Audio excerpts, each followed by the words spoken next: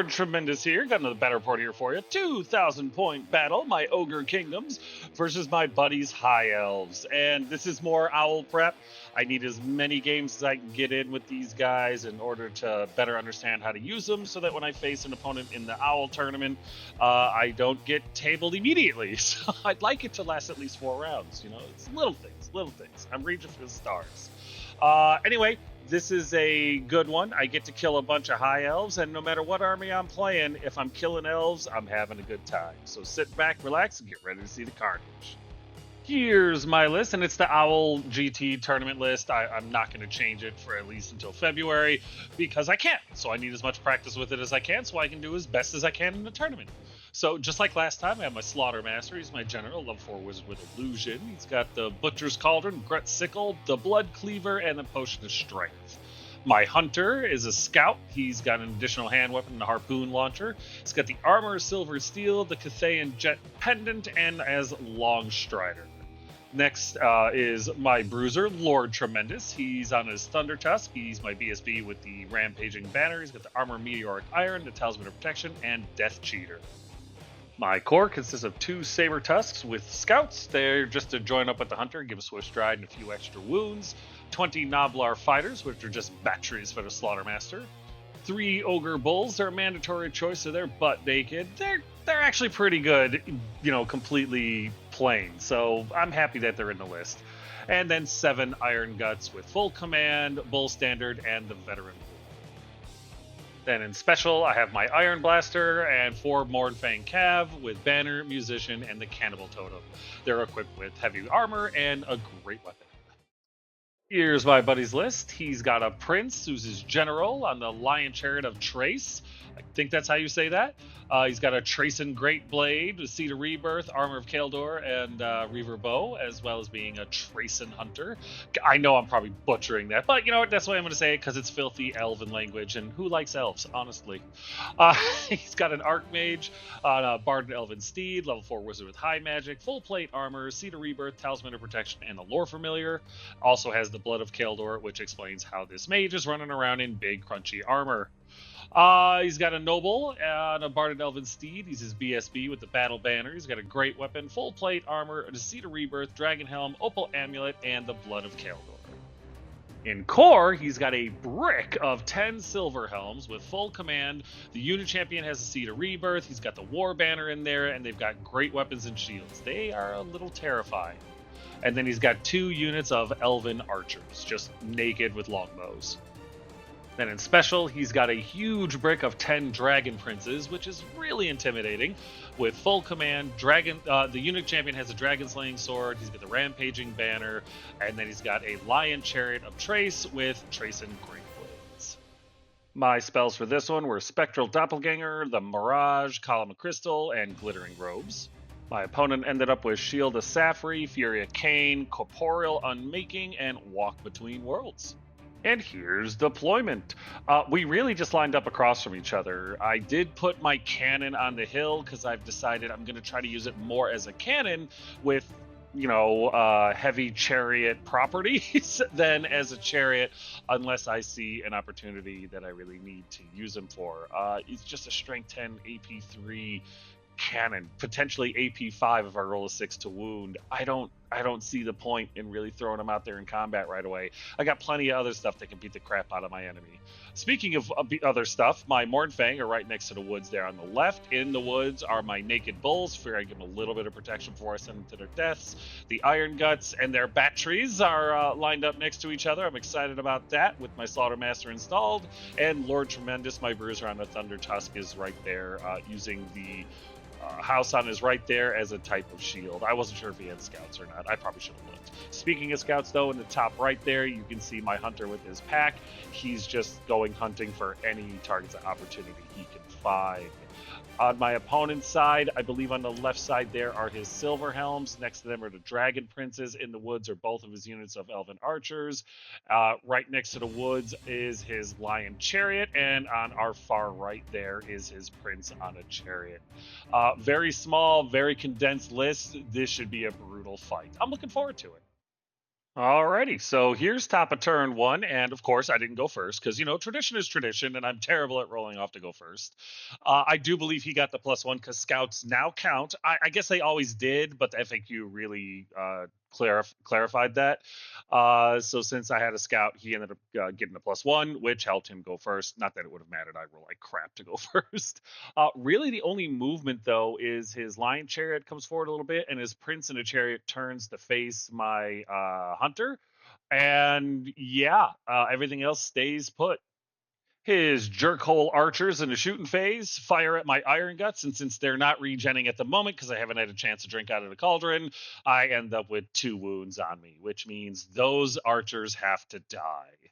And the Death Wish Prince over here fires at my hunter and his kitties and ends up putting a wound on the hunter. So, yeah, he's got to die too. Nothing else happens during his turn, so here's bottom of turn one after movement, and I come forward with pretty much everything. Not quite as fast as I could. The Iron Gut just moved up 6, so I could try to cast. I did get Glittering Robes and the Cauldron off on the Iron Gut, so that's really nice. Everybody else moves forward pretty much as they can.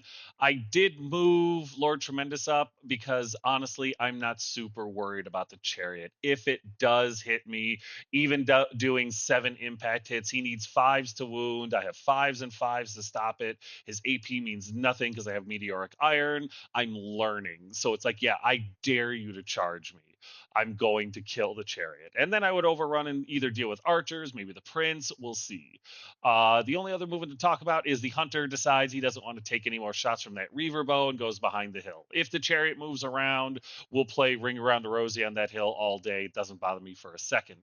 But yeah, that's really it for my movement. In the shooting phase, my Iron Blaster targets the Silver Helms, I believe, and fires the cannon and hits them, resulting in turning 2 of them into fine pink mist, which was glorious. Then I believe my Slaughtermaster tries to cast Column of Crystal, and I miscast 9. Which means I'm done casting for the turn, and he easily dispels it. All right, that brings us over here to top of turn 2, and again, not a ton of movement. My opponent realized that I was just going to play cat and mouse with him with the hunters, so his prince turns back around to face the threats that are coming towards him. The archers stay in the woods, because why wouldn't they? The dragon princes don't move, but the silver hems come forward, and he was able to get Walk Between Worlds off, so now they're ethereal, which means charging them would be stupid. So the fatty boys, the bulls, I know I'm gonna have to sacrifice them. It's a shame, but I don't have any other choice. Other than that, though, there's really nothing else that happens in his movement phase. In the shooting phase, all of his archers fire at Lord Tremendous and are able to slip a wound through, which actually upset me more than I want to admit. I didn't like that. And also, I'm used to Itamedagasi, so I'm thinking, I could just heal him next round. Son of a bitch, no, I can't. And then this uppity prick prince fires at me as well and slips another wound through. These elves are audacious. We go to bottom of turn 2, and there's been some action. So my general charges his chariot and forces the terror check, which I think he passed, but he decided he was going to flee anyway. And then he proceeded to roll like boxcars, which ran his chariot off the table, which was huge. I was super thrilled about that, right? So then I redirect into a unit of archers in the woods, and I pass my leadership, and so I redirect into them. They also choose to flee because screw that noise. He didn't think he was going to roll high enough to roll off the table, and he ended up rolling an 11. So Lord Tremendous scared off a chariot and a unit of archers in one turn. I do end up failing my charge and end up in terrible position for a counter charge from his prince. But again, I'm not super worried about the chariot slamming into this guy. He's going to need 5s to wound me. I've got rerollable 5s to stop it. I think I can take him. And to add a little bit more pressure to that, I do bring my hunter up onto the hill just to countercharge the countercharge if it were to occur. Also, the Iron Guts and the Noblars just kind of shift around a little bit to look where the knights are coming. The bulls move forward to sacrifice themselves. Yes, I'm well aware the Dragon Princes have that flank. If he takes it and moves forward, my Mornfang would love to have a conversation with them. I do back the Mornfang up as much as I can to countercharge, depending on who goes after what. And that's pretty much it for my movement.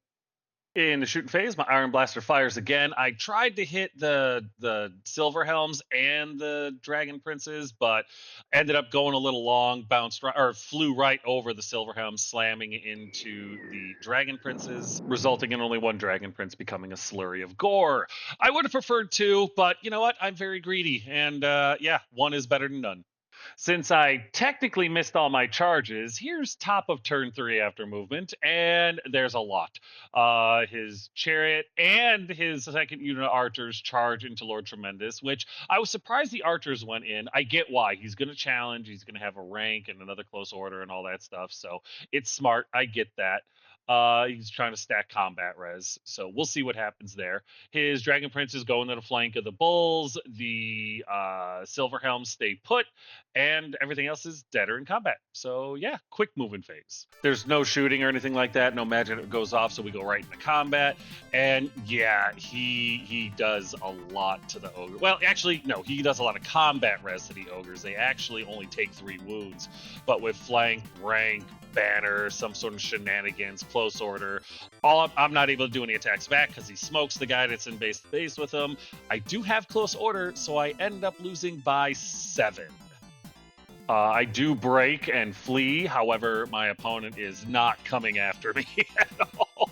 He does not want to get charged by the Mournfang because I don't care how tough they feel. Getting slammed into by that big brick of blubbery goodness would be pretty much a death sentence for anything. So he restrains, turns to face the Iron Guts, and that's where everything ends up. In the combat with the Prince, of course, we end up in a challenge. Otherwise, I would have put everything into the archers.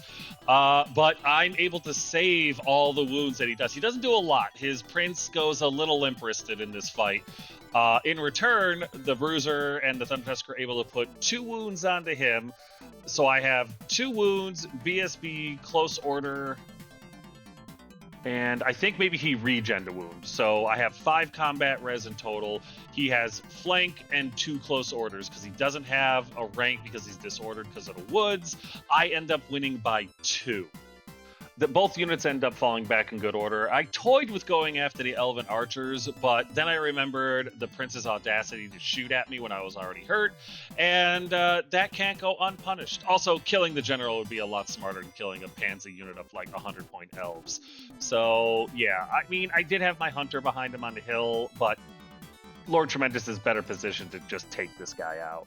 So that was a really successful combat phase. I don't care what anyone says. And that takes us over here to bottom of 3, where the hits just keep on coming. The Iron Guts charge the Dragon Princes, who don't want any of that noise, and they flee. They bounce through the Silver Helms, who pass their panic check and get away no problem. My Bulls do not rally and continue fleeing, which is a little bit of a pain in the ass, but it is what it is. And yeah, my Hunter charges into the rear of his Prince, not because he's going to get into the combat or anything like that. Obviously, the Bruiser and the Prince challenge will continue, but it's extra combat res. High ground and rear, that's +3. So if I don't just kill him outright, chances are I'm going to get the chance to run him down. Other than that, the Noblars, they're out of range for the Slaughtermaster. Unfortunately, the Mournfang just stay where they're at, and the cannon holds steady because he's going to fire some shots. That's it for movement. Nothing happens in the shooting phase. I miss. So we go into combat, and yeah, Lord Tremendous kills the Prince. Takes no wounds for his troubles whatsoever. It was perfect. He screamed delectably, and both the Hunter and Lord Tremendous is able to restrain, and we just turn around to get back into this fight. It's going good. It's going good. I'm pretty happy. Okay, so here's top of 4 after movement, and his Silver Helm slammed into my Iron Guts, which I kind of expected. I don't know how that's going to go. I do have Glittering Robes off. I do have the 5-up regen off. I did stop his Walk Between Worlds, I'm pretty sure, but I think he's got Shield of Safri on them right now. So we're all buffed up and ready to go, but I can hurt him. So that was huge. Other than that, though, his archers move forward to block Lord Tremendous's countercharge into the Silver Helms, which is really smart, and his Dragon Princes rally and turn to face. That's pretty much it for movement. Nothing happens in the magic shooting phase, so we go straight into combat, and my Iron Guts, God love them. These guys. I think my unit champion ends up in a challenge with one of his characters. He takes a wound, and I think he kills him. I'm not 100%, but he does terrific. Glittering Robes really saved me on this one, I gotta be honest. But in the end, he did win this combat. He ended up doing 11 combat res to my 7, so he won by 4. But look at all the dead Dragon Princes. I think I got 3 of them, maybe 4 of them. Oh, such a good combat. And in the end, I took 5 wounds. Don't get me wrong, 6 with the guy in there. I don't know if my Slaughtermaster got the Spectral Doppelganger off. I don't remember. Judging by how few wounds there are, probably not. But yeah, this was a damn good fight. In the end, I end up falling back in good order. He, of course, pursues, and yeah, he reforms, as you can see right here. I believe they're drilled or something like that. In any case, they slam back into me long ways. This is going to be a brutal fight in round 2. All right, it's getting kind of rough. Getting gory, and I'm enjoying it. Lord Tremendous slams into the flank of the archers there. They pass their terror check, so they're going to die in style. The hunter moves up to get back into this fight. The Noblars move up so that the Slaughter Master can definitely get Spectral Doppelganger off next turn. The Mournfang move up to countercharge anybody who needs finishing up with the die-in. The Bulls rally, turn to face, and I slightly adjust my cannon just so that it could possibly take a shot at the now rally Dragon Princes. Maybe I can kill off 1 or 2 more. And that's it for movement. So I fire my cannonball, and it lands right on top of them, and then I think goes right into the mud. It doesn't bounce. So I hit 1 and reduces them into jelly, which was outstanding. 1 more dead Dragon Prince. It's a good day. We go into combat, and I choose to do the Iron Guts one first, and we obliterate most of the Silver Helm. I got to give credit where it's due. My general got Spectral Doppelganger off, and it is only strength 4 AP 1, but he got like 11 hits off. That was game-changing right there. The rest of the Iron Guts did their thing, and in the end, I think he's got his caster's Archmage is still in there.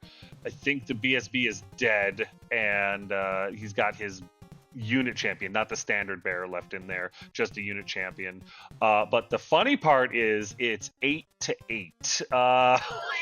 We end up 8-8 in this one, so it's a stalemate. Nobody goes anywhere. This combat was not a stalemate, however. Yeah, I end up killing 7 of the archers, no problem. They do nothing in return. They break and flee, but they only go like 4 or 5 inches. I catch them no problem and stand right there. So, all right. Here's top of 5 after movement, and not a ton. The Dragon Riders, I believe, tried to charge Lord Tremendous. He stood and shot and missed. But I think due to the woods, they failed, because he would have hit the woods. So they failed their charge. They move up just a little bit. And now it's potentially a really nice flank shot from the cannon if I wanted to. Other than that, though, everything else he had was deader in combat. Nothing really to do in magic or shooting, so we go into combat, and his remaining Silver Helms and characters, I think maybe his BSB is still in there, I can't remember. But no, he's dead. So, but in the end, he ends up kicking the crap out of me in this one. He gets 7 combat res to my 2. We end up falling back in good order, and he smartly decides not to stick around. He ends up fleeing, or not fleeing, I'm sorry. He ends up restraining and turning around to get the hell away from the counter charges that are coming, which is smart. It really worked out well because the Noblars did not fail their panic check. They actually stood, so he'd have been in combo with the Noblars, and the Mournfang and Hunter would have loved that. So we'll see what happens. We'll see.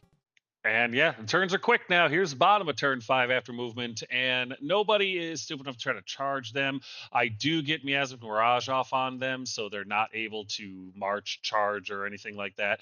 I'm trying to kill them.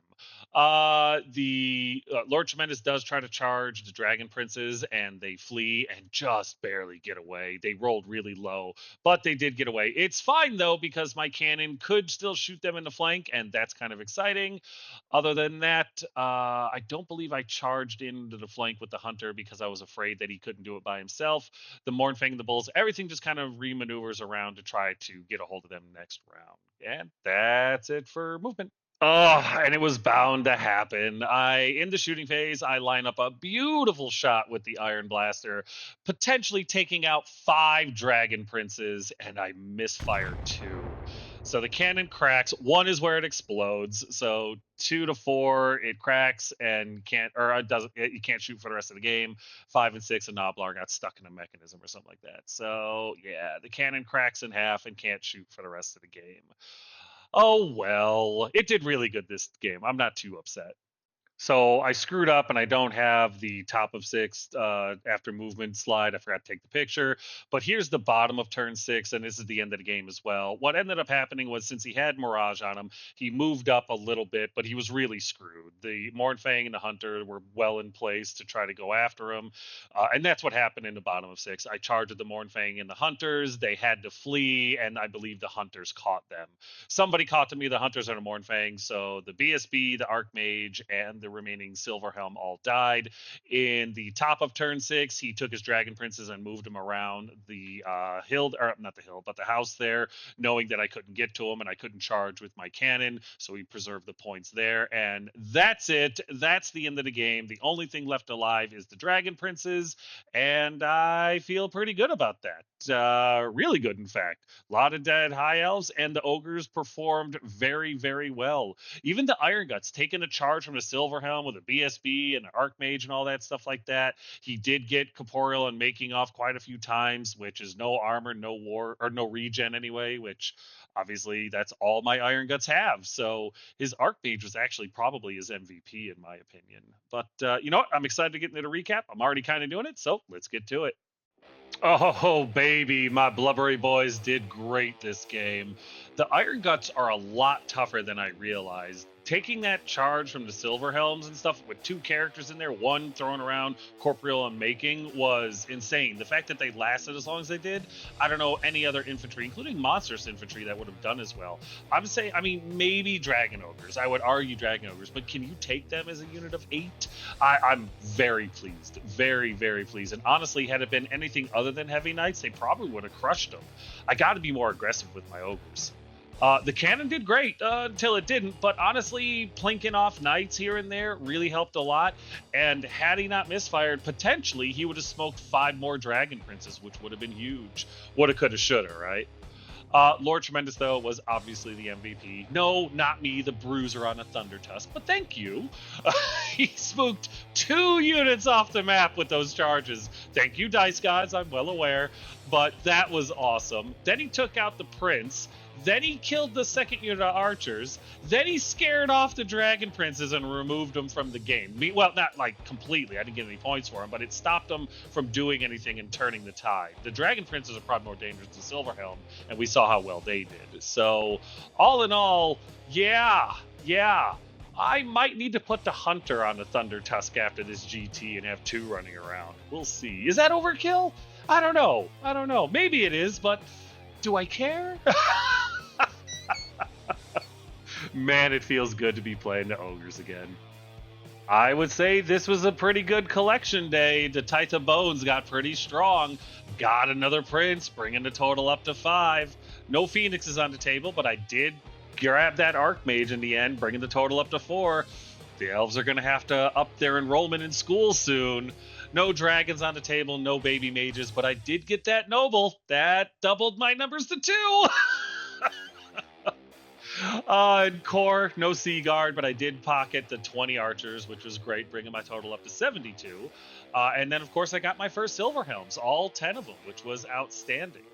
In special, there were no Sword Masters, but I did get the 2 Dragon Princes. There were 8 left on the table, but I'll take what I can get.